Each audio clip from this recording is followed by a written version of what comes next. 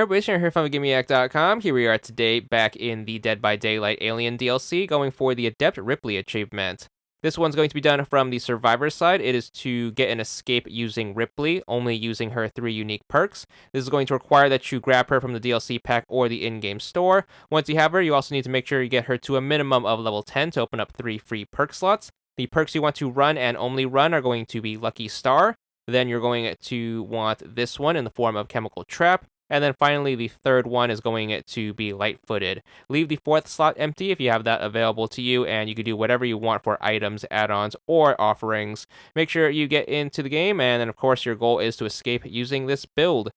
So what this build is basically going to amount to is the 3 perks are going to make you a stealthy character. So the first one you want to definitely take advantage of at the start of the game is going to be light-footed. The way this one's going to work is whenever you are healthy, you aren't going to be able to make any sounds through your foot tracks. So do take advantage of that. The killer is not going to be able to hear you coming. That being said, if you are running, you are still going to leave scratch marks behind, so they can pick up on your trail that way. So you still do have to be a little careful, especially if you are sprinting. So make sure you try to mix that up with walking, especially if you are within their terror radius.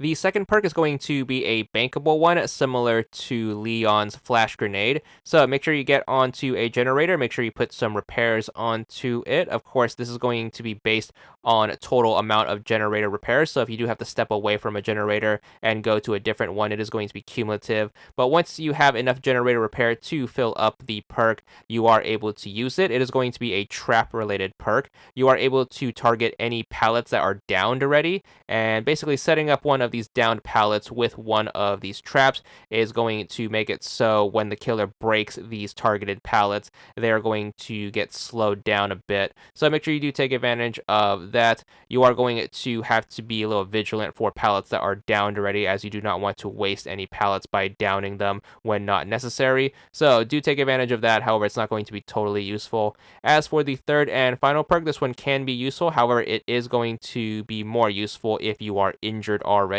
Basically, you can hide in a locker, and then basically when you come out of that locker, you are not going to leave any blood trails nor make any noise when you are injured for a good while. So do feel free to take advantage of this, especially if you are trying to give the killer the shake after they have put a hit on you. So that should be the basic breakdown of perks. The build itself is going to be so-so. It's a little heavily leaning on stealth, however, and it's not going to add too much else. So if you don't feel like playing like a stealthy killer, just avoid it entirely.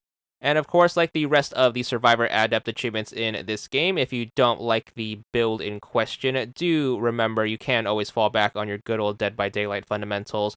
Make sure you get onto those generators, play super aggressively to get them fixed super quickly, and make sure you try to go for the escape.